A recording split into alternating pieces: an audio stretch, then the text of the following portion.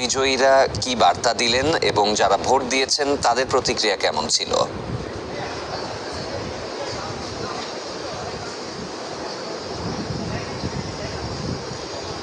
৩৩ বছর পরে এই অনুষ্ঠিত নির্বাচন, সুতরাং যেহেতু একটি দীর্ঘ সময় পরে এই নির্বাচনকে ঘিরে সকল শিক্ষার্থী এবং প্রার্থী প্রত্যেকের মাঝেই কিন্তু একটি বিশাল রকমের উৎসাহ এবং উদ্দীপনা কাজ করেছিল।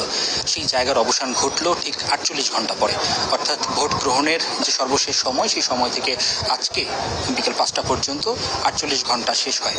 তারপরে কিন্তু আসলে একে একে হল সংসদের ফলাফল ঘোষণা করা হয়, তারপরে দেওয়া হয় কেন্দ্রীয় সংসদের ফল। আমরা দেখতে পেয়েছি যে আসলে শিবির সমর্থিত যে প্যানেল, সেই প্যানেলের ২৫টি পদের মধ্যে ২০টি পদেই কিন্তু তারা জয়লাভ করেছেন এবং তাদের পক্ষ থেকে ৬ জন নারী প্রার্থী ছিলেন, অর্থাৎ ৬টি পদে নারী প্রার্থী ছিলেন এবং সেখানে ছয়টি পদেই নারী প্রার্থীরা কিন্তু সেখানে উত্তীর্ণ হয়েছেন।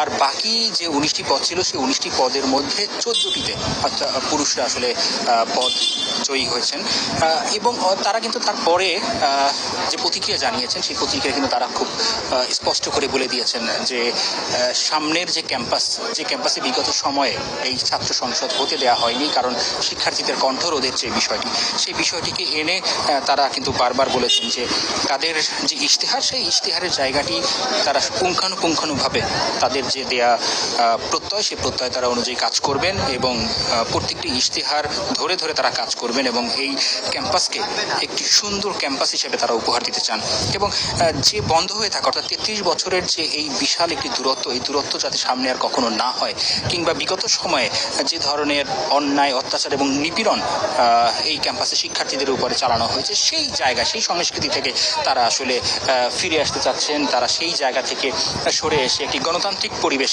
এই ক্যাম্পাসে সৃষ্টি করতে চাচ্ছেন। এবং আমরা যদি বলি যে আসলে এখানে যে স্বতন্ত্র প্রার্থী, অর্থাৎ ভিপি প্রার্থী হিসেবে যে জিতু এখানে মনোনীত হয়েছেন এবং বিজয়ী হয়েছেন, তিনি কিন্তু একটি কথা বলেছেন যে আসলে শিক্ষার্থীদের জন্যই তিনি শুধু কাজ করবেন।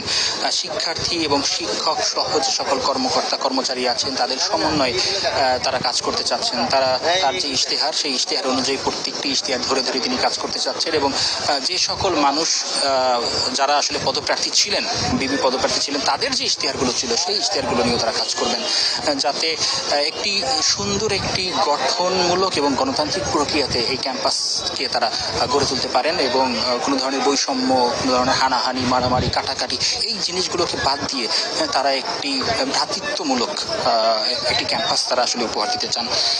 একটি সংবাদ সম্মেলন করা হয়েছিল কিছু সময় আগে ছাত্র শিবির প্যানেলের পক্ষ থেকে। তারাও কিন্তু সেখানে বলেছেন যে তারা আসলে এই যে বিজয় উল্লাস, অর্থাৎ জয়ের পরে তাদের যে বিজয়, তারা কিন্তু কোনো ধরনের বিজয় উল্লাস করবেন না। তারা আসলে এখানে বলেছেন যে এই বিজয় আসলে তাদের না, এই বিজয় সাধারণ শিক্ষার্থীদের। কিন্তু তারা যখন তাদের সকল ইশতেহারের বিষয়গুলো শিক্ষার্থীদের কাছে নিয়ে যেতে পারবেন, শিক্ষার্থীদের হাতে তুলে দিতে পারবেন, তাদের ইশতেহারের প্রত্যয়গুলো তারা বাস্তবায়ন করতে পারবেন, সেদিন তারা তাদের এই বিজয়কে বিজয় হিসেবে উল্লেখ করবেন। এর আগে তারা কোনো ধরনের মিছিল, কোনো আনন্দ মিছিল, কোনো মিটিং কিছুই তারা করবেন না এবং তারা এখান থেকে বিজয়ের ফল ঘোষণার পরে কিন্তু তারা নামাজ আদায়ের জন্য গিয়েছেন এবং অন্যান্য ধর্মাবলম্বী যে সকল শিক্ষার্থী রয়েছেন, তাদের প্রতিও তারা শ্রদ্ধা নিবেদন জানিয়েছেন। বিশেষ করে যে একজন শিক্ষিকা যিনি আসলে পরলোক গমন করেছেন, তার প্রতিও তারা শ্রদ্ধা নিবেদন করেছেন। তো সেই জায়গা থেকে আসলে সর্বোপরি যদি আমরা বলি যে আসলে তারা তাদের জায়গা থেকে একটি সুন্দর ক্যাম্পাস উপহার দিতে চাচ্ছেন। আর শিক্ষার্থীদের সাথে আমরা কথা বলেছি, শিক্ষার্থীদের কাছে আমরা বলেছিলাম যে আসলে বেশ কিছু প্যানেল, অর্থাৎ ছাত্রদল সহ আরও বেশ কিছু প্যানেল যে তাদের এই নির্বাচন বয়কট করলো বা বর্জন করলো, সেই বিষয়ে তাদের প্রতিক্রিয়া কি, তারা খুব স্পষ্টতই বলেছে যে তারা তাদের যে নির্বাচনের তাদের যে ভোটাধিকার তারা প্রয়োগ করেছিল এবং তার যথার্থ মূল্যায়ন তারা চান এবং সেটাই তারা তাদের যে প্রক্রিয়ার বোর্ড। শান্তিপূর্ণভাবে নির্বাচন অনুষ্ঠিত হলো এবং ফলাফলও পেলেন শিক্ষার্থীরা। জ্যাকসন নির্বাচনের সর্বশেষ জানাচ্ছিলেন সহকর্মী শিকদার মেহেদী হাসান।